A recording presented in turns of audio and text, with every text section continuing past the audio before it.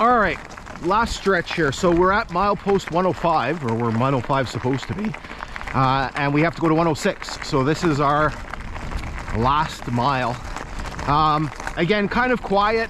There's one thing to kind of take a look at on the way, and then there's actually a couple things right at our destination. So what I'm going to do is I'm going to zip you ahead to the next stop here.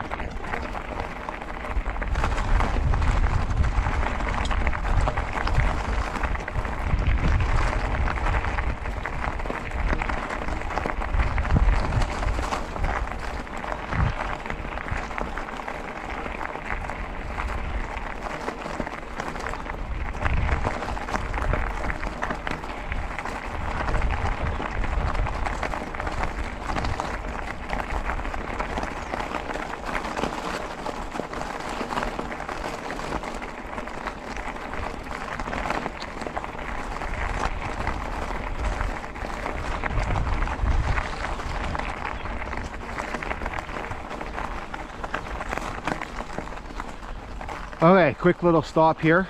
We do have a milepost marker. Again, very, very legible on this section here. So you can see the mileage 105.32. So again, that's the Kinghorn mileage. So original lines, that would be 55.62.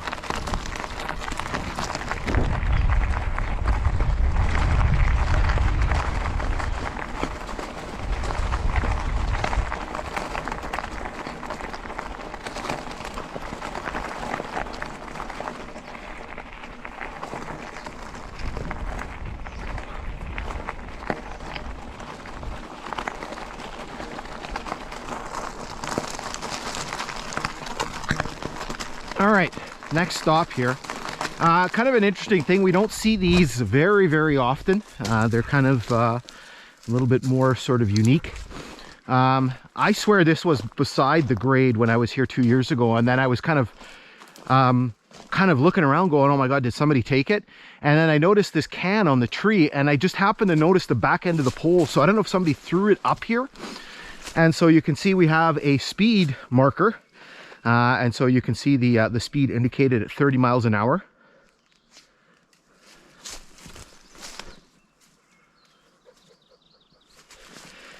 So just a note about the speed on this line. So again, the Kinghorn was a secondary line, and so the speeds that were permissible on this line were generally not the same as you would find on the main line.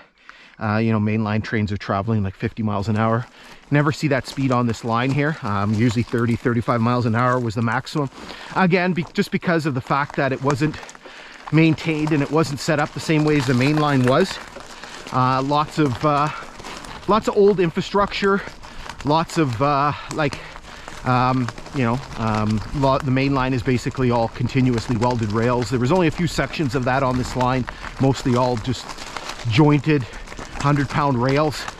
And so there were speed restrictions but that wasn't the case in the old days. When you look back at some of the old timetables, you'll see, even into the, not just talking about the CN days, the Canadian Northern days, but into the CN days where, passenger trains were traveling at 50 miles an hour and freights were 40. So, that was kind of a more modern thing where, and again, a lot of it had to do with the fact that, trains were getting longer, locomotives were getting heavier, and, the line just really couldn't accommodate, that type of weight. Now, another interesting thing on here, roundabout here, as I see, it's marked on my GPS. And I'm going to flash this up. I think it's on the topographic map too, and I don't quite know what's the significance of it, but there's a sort of a dot on the map that's marked mileage 56, and I don't know why. I'm not sure why that was such a significant thing on the railway line. Really, there was nothing around here. We're gonna see just up here that there was a small little spur, but it's kind of a random spot. Like, we're in the middle of this cut. Not quite sure the story there. Okay, let's zip you ahead to the next to the next stop.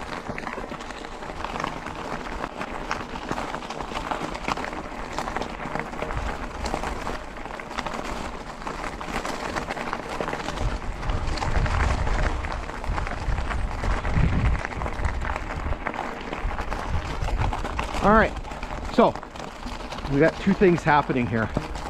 So first of all, we have another culvert. It's just a boring metal culvert, but we do have mileage on here. So you can see there 105.90. So again, that's the mileage on the Kinghorn. So for the original mileage, that gives us 56.2. Now, obviously I'm off the bike because I need to talk about something. So there's a significance to that. And let me pull out my cheat notes here. Basically, we have a spur here, and I mentioned that a little bit earlier. So in 1927, a spur was established here known as Paiute. And I'll put that on the screen. If you click on the link in the description, you can go and check out some stuff about Paiute. It's kind of an interesting kind of little spot here. So it's established in 1927, and it kicks around until the early 50s. So I think up until, but sometime between 1953 and 55. So probably in 1954 or so, the siding is, the use of this spur is discontinued. But what's interesting is it also shows up in the 1970s topographic map. It shows like there's a siding here almost. And so I'll flash the timetable up, and I'll flash the map up as well.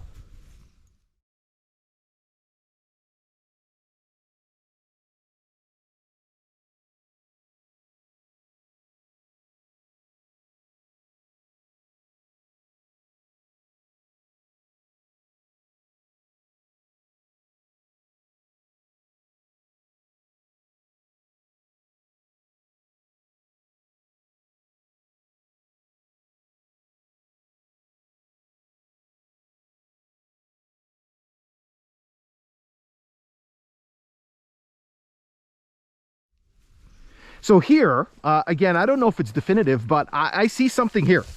I see this thing kind of coming off of here. I'm trying to look here. I see this thing coming this way. And this very well could have been a little spur coming off the... I'm trying to see if there's looks like there's indentations from ties here.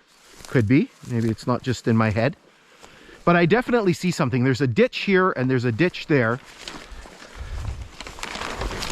Like there's definitely a ditch here. We just saw one of these at Langmuir. This is an old container. I don't know exactly what this is, but I've seen pictures of stuff like that, and they would carry materials in there like kerosene and stuff. So that's right here beside this. And again, you see this very pronounced ditch on this side, and you see this kind of going this way here. And again, I'm trying to see if I can feel indentations from ties. And what the heck was that? A little mole, a little mouse? Yeah, there is something here. There is definitely something here. So this very well may have been the spur here at Paiute, and it kind of goes that way. That 1927 timetable will say which side the points connect on. I don't know off the top of my head, but if it's a western attachment, if they're attached on the west side, that very well may be. And that's right in the same spot where it shows it on the topographic map, because it shows this, what they show as sort of a siding, right at this bend here. Okay, so we'll jump on the bike here, and our destination is just right around the curve there. All right, let's finish it off here. My battery's almost dead, so let's see if I can finish this without having to swap out a battery. So, got a bunch of stuff coming up just ahead here. You can see a bunch of bridge pieces, the big timbers they use for bridges, all cut up. Not sure what that's about.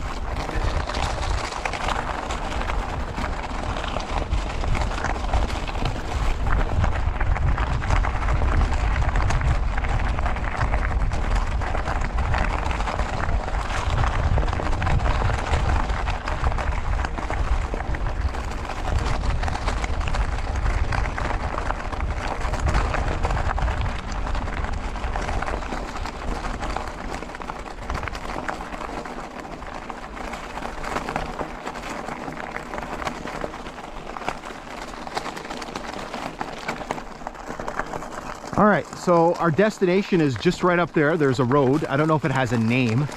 I call it Mileage 56 Road because we're close to that map feature that says Mileage 56.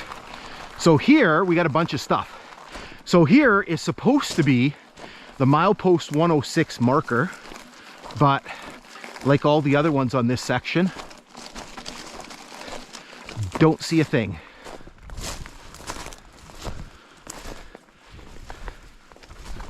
See some old cans. I saw white there and I thought could be something, but it's just a plastic cup. Sometimes they got buried when they pulled out the ties. Sometimes they got buried in the ballast, and yeah, you know, good luck finding them. You'd have to come through here with a metal detector. Now we know that milepost 106 is got to be here somewhere, because you can see we have very prominently sticking up is we have the box, the junction box for the fiber, and the mileage on there is 106.02. Again, that's the Kinghorn mileage, so for the original lines that would be 56.32. And then here, for the road that's just up there, we do have the flanger sign, of course, with the required bullet holes in it. And so this is our destination here. And so this is used to be a level crossing here, this road. And so the grade here continues west, crosses a very, very large trestle at a place called Cache Creek, and after that gets into Hogarth Station, which is one of the longest sidings on this line.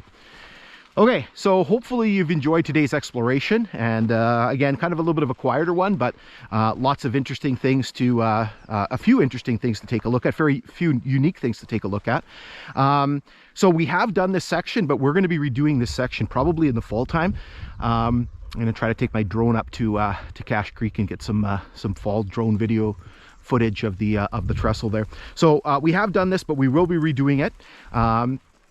So anyway, thanks for tuning in, and we'll be back with more videos just as soon as we can.